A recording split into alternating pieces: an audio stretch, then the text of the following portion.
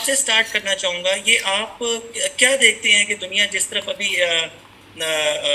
अपने इंटरेस्ट को प्रोटेक्ट करने के लिए किसी भी हद तक जाने की कोशिश कर रही है, तो इसमें आप मैं चाहूँगा कि सबसे पहले आप थोड़ा-सा एनलाइटन करें मेरे व्यूअर्स को कि यूएस और इंडिया इस टाइम कहाँ पे खड़े हुए हैं? क्या वो कोई स्टेलमेट है, कोई चीज़ें चेंज होते हुए जा रही हैं? अगर हम ब्रिक्स की एग्ज़ाम्पल लें और यूएस के रशिया के साथ अगर हम ताल्लुकात की बात करें और इसी तरह और भी काफ़ी सारी चेंजेस आ रही हैं, पाकिस्तान को चाइना के साथ लिंक करने की कोशिश करें, तो इसमें आप यूएस और इंडिया के रिलेशनशिप को कहाँ देखते हैं sir? Over to you sir, professor Singh. मुनसर, सबसे पहले तो आपके जो सुनने वाले हैं, देखने वाले हैं, वो रोजमर्रा अपनी जिंदगी में जैसे देखते हैं कि सर दुनिया की कनेक्टिविटी बहुत बढ़ गई है। ये केवल नेशन स्टेट्स के हाथ में नहीं है आज के वो किस तरह से रिश्ते बनाएं आपस में। सर अवाम क्या चाहता है, ये उसमें बहुत बड़ा एक तरह से उसका रोल रहता है। चाहे वो पाकिस्तान हो, भारत हो या अमेरिका हो, अवाम का रोल बहुत ज़्यादा बढ़ा है और अवाम की आपस में जो तालमेल है, कनेक्टिविटी है, उसका असर फॉरेन पॉलिसी पे बहुत नज़र आता है। अब जहाँ तक बात यूएस और भारत की है, आपने पढ़ा होगा खबरों में कि अब भारत दुनिया का सबसे बड़ी जनसंख्या वाला देश बन गया है अभी, और अमेरिका दुनिया की सबसे बड़ी इकोनॉमी है और उसके अलावा सबसे ताकतवर मुल्क भी वो दुनिया का माना जाता है, चाहे वो आर्थिक इकोनॉमी के नज़रिए से देखें या उसको मिलिट्री के नज़रिए से देखें। तो एक तरह से जो दुनिया के साथ लगातार कनेक्टिविटी है वो भारत की और अमेरिका की काफ़ी हद तक ज़्यादा है बाकी मुल्कों के कंपैरिजन में। इसलिए मुझे लगता है कि वो आपस में तालमेल कैसा बनाते हैं, इस पर थोड़ी सी नज़र सारे मुल्कों की रहती है कि भारत और अमेरिका आपस में कैसा तालमेल बना रहे हैं। मोटे तौर पर पिछले 15 सालों या 20 सालों में जब से सोवियत यूनियन का विघटन हुआ, कोलैप्स हो गया, तो इंडिया का रुझान जो है वो अमेरिका और उसके साथ जुड़े हुए यूरोपीय देशों, उसके जो एलाइज हैं, उनके साथ तालमेल बनाने की तरफ हो गया। तो माना जाता है कि पिछले 2 दशकों में करीब के भारत की जो प्रॉक्सिमिटी कहें कि वो अमेरिका के साथ बढ़ी है, उसमें चाहे वो डिफेंस कोऑपरेशन हो या आपस में ट्रेड इन्वेस्टमेंट हो, टेक्नोलॉजी ट्रांसफर हो, सब तरह से रिश्तों में एक तरह से गर्मजोशी ज़्यादा नज़र आती है। उसके ये मतलब नहीं कि भारत ने जो पुराने दोस्त थे जैसे रूस है उसको छोड़ दिया हो। तो भारत लगातार वो भी कोशिश करता रहता है। तो आज भारत की जो विदेश नीति है, फॉरेन पॉलिसी को एक प्रोएक्टिव न्यूट्रलिटी के नज़रिए से देखते हैं। और आखिरी 10 सेकंड में मैं इस बात का मैं जोड़ना चाहूँगा यहाँ कि मिडल ईस्ट एक बड़ी अच्छी एग्जाम्पल है इसकी। मिडल ईस्ट में जो देश आपस में बात नहीं करते हैं, जैसे UAE, Saudi Arabia, Iran, Iran, Israel, yes sir. वो सारे भारत के साथ सब बात करते हैं। तो ये जो भारत की कोशिश है कि सारे देशों के साथ बातचीत बनी रहनी चाहिए, दोस्ती की कोशिश होनी चाहिए, इसके चलते भारत की जो दोस्ती है अमेरिका के साथ भी बढ़ी है। और उसका ये मतलब नहीं कि पुराने दोस्तों को भारत भूल गया है। Sir I would like to engage you. आपको लगता है कि सर इंडिया और चाइना जैसे कि एक इमर्जिंग इकोनॉमी है, और बल्कि इंडिया इटसेल्फ रिसेंटली इंडिया ने यूके को सरपास कर लिया था इकोनॉमी के हवाले से देखें, तो सर आपको लगता है कि यूएस के रोल प्ले कर सकता है इंडिया और चाइना के आपस के रिलेशनशिप को बेटर करने में? क्योंकि these both states are considered to be the rivals, we can say that, in South Asian region, in Asian region itself. मुनसर, जो ज़्यादा डोमिनेंट व्यू है वो ये है कि अमेरिका भारत को चीन से अपना जो उनका टेंशन है या अपना जो कंपटीशन है उसमें काउंटरवेलिंग पावर की तरह से यूज करना चाहेगा। वो भारत को अपने साथ इसलिए जोड़ना चाहता है कि वो चीन से मुकाबले में वो जीत सके। exactly. पिछले करीब 4 या 5 सालों से 2017 से कई दस्तावेज ऐसे जारी हुए हैं अमेरिका से जिनमें ये कहा गया साफ साफ कि चीन आज ना केवल ये मंशा रखता है कि वो अमेरिका की जो ग्लोबल लीडरशिप है उसको रोक के अपनी ग्लोबल लीडरशिप को बढ़ाए, पर मंशा के साथ साथ हैसियत भी आज वो रखता है कि वो अमेरिका की जो ग्लोबल लीडरशिप है उस पर एक तरह से अंकुश कंटेन कर सके उसको। तो इसीलिए वो भारत को अपने साथ जोड़ना चाहता है। पर आपने मोहन सर ठीक कहा कि अमेरिका एक तरह से लिप सर्विस के नजरिए से देखें तो ये भी कभी कहता है, खासकर जो पहले वाले राष्ट्रपति डोनाल्ड ट्रंप थे, उन्होंने 3 बार खुलकर ये बात कही कि भारत और चीन के बीच में वो मेडिएशन करना चाहते हैं ताकि आपस में ताल्लुकात अच्छे हो जाएंगे। तो भारत ने तीनों बार साफ कर दिया कि किसी भी हमारी जो बायलैटरल रिलेशन है चीन के साथ हो या पाकिस्तान के साथ, उसमें किसी तीसरी नेशन की हमें जरूरत नहीं है मेडिएशन करने की, हम अपनी बात अपने आप सीधे कर सकते हैं। तो यदि एक तरह से लिप सर्विस हुई भी है मेडिएशन की तो भारत ने उसको मना कर दिया कि मेडिएशन नहीं चाहिए। पर मोटे तौर पे चीन और भारत दोनों देखें कि बहुत बड़ी जनसंख्या वाले देश, करीब 140 करोड़ दोनों तरफ है, और उससे जो तीसरा सबसे बड़ा मुल्क है वो अमेरिका उनसे 1/4 हिस्से का केवल है। तो बड़ी जनसंख्या का मतलब आज ये है कि बड़ी जनसंख्या बहुत प्रोडक्टिविटी को आगे बढ़ा सकती है। तो इसी के चलते चीन की आज जो जीडीपी है वो $18 ट्रिलियन है, हालांकि भारत की करीब 3.2 है, 3.2 ट्रिलियन है।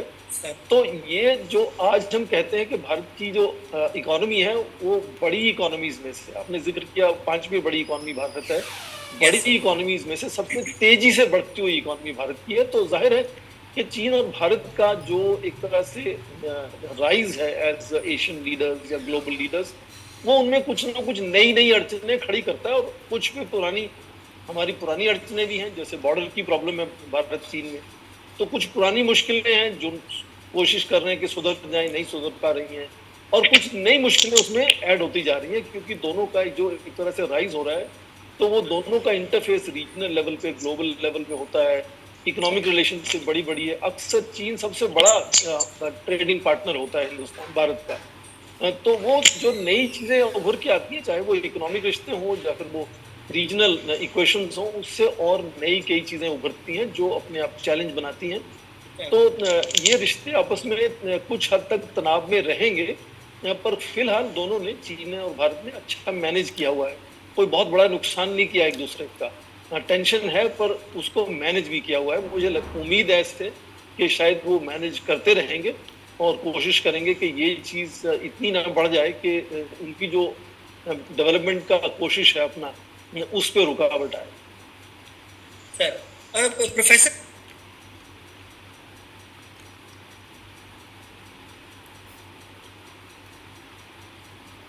मजीद एक कमेंट लेना चाहूंगा सर। ये जैसे हमने देखा कि ब्रिक्स कंट्रीज में उसमें इंडिया एक एक्टिव पार्टनर के तौर पे आ रहा है सर। आपको लगता है कि सर ये जो करेंसी अभी इंडियन करेंसी या ब्रिक्स कंट्रीज अपनी एक करेंसी लॉन्च करने जा रही हैं, जो कि ऑल्दो के मटेरियलाइज नहीं हुआ, पहली बात तो ये कि आपको लगता है कि ये ब्रिक्स कंट्रीज ये कर पाएंगे, ये डॉलर को कम्पीट कर पाएंगे? दूसरा, अगर ये अपनी करेंसी सर लॉन्च करते भी हैं अपनी ट्रेड के हवाले से, तो उसमें अब डॉलर को किस हद तक आप नुकसान देख रही हैं कि डॉलर को किस हद तक नुकसान पहुंचेगा? मुंतसर, पहले तो जो पिछले 200-250 साल की जो हिस्ट्री है उसमें ऐसा अक्सर माना जाता है कि जो इंटरनेशनल करेंसी जैसे डॉलर है उसकी उम्र अक्सर करीब 1 शताब्दी 100 साल होती है। तो ब्रिटिश पाउंड जैसे पहले था, फिर अब यूएस डॉलर हुआ। बीच में यूरो ने कोशिश की कि यूरो एक नई इंटरनेशनल करेंसी हो जाए, जिसमें जैसे जो देश चाहे वो फॉरेन डेट लेते हों या फॉरेन डेट वापस करते हों, फॉरेन ट्रेड करते हों, नेशनल जो रिजर्व्स कंट्रीज रखती हैं, सारे कंट्रीज वो डॉलर में ज़्यादातर रखते हैं। तो डॉलर की अहमियत एक तरह से बहुत ज़्यादा है। पर उसके साथ साथ ये भी सच है कि पिछले 20 वर्षों में, 2 डिकेड में, 2001 से 2022 तक आप देखें तो जो नेशनल रिजर्व्स हैं दुनिया भर में, उनमें डॉलर का हिस्सा जो है वो 71% से कम होके अब 47% रह गया। इसका मतलब ये कि एक स्पेस बनी है कि यदि कोई दूसरी करेंसी डॉलर को रिप्लेस करना चाहे तो वो शायद पॉसिबल है, हालांकि मुश्किल है, आसान नहीं है, बहुत मुश्किल है, क्योंकि डॉलर की जो क्रेडिबिलिटी है, जो उसकी अहमियत है दुनिया भर में, वो बहुत ज्यादा है। ज्यादातर दुनिया आज डॉलर में ट्रस्ट करती है, यूरो भी उस पर ज्यादातर डेंट नहीं कर पाया। सर। पर उसके साथ ब्रिक्स की जो स्ट्रेटजी है वो ये है कि पहले इंटरनेशनल करेंसी ना शुरू करें, पहले लोकल करेंसीज का यूज करें। तो ब्रिक्स देश आपस में और यस। ब्रिक्स के सारे मुल्क दूसरे मुल्कों के साथ जो ट्रेड करेंगे या निवेश करेंगे, इन्वेस्ट करेंगे, वो लोकल करेंसीज में करने की कोशिश करेंगे। तो अभी 19 देशों ने अर्जियां लगा रखी हैं, एप्लीकेशन लगा रखी हैं कि ब्रिक्स के मेंबर बनना चाहते हैं। तो ब्रिक्स के साथ वो जुड़ जाते हैं तो 24 देश तो यही हो जाते हैं, और 24 देश बड़े देश हैं, छोटे नहीं है ये देश। तो उनका यदि आपस में व्यापार, निवेश, रिजर्व्स लोकल करेंसीज में बनना शुरू होता है, तो मुझे लगता है कि उसके बाद ये अगला स्टेप हो सकता है कि एक सेपरेट ग्लोबल करेंसी भी शायद ब्रिक्स शुरू कर सकता है। मोटे तौर पर यदि कोई ग्रुप ऐसा आज है जो कभी, जल्दी नहीं पर कभी फ्यूचर में डॉलर को रिप्लेस करने वाली करेंसी बना सकता है, तो आज के टाइम में मुझे लगता है कि ब्रिक्स एक ऐसा ग्रुप लगता है जो ये कर सकता है। संभव है, पॉसिबल है, पर बहुत मुश्किल है।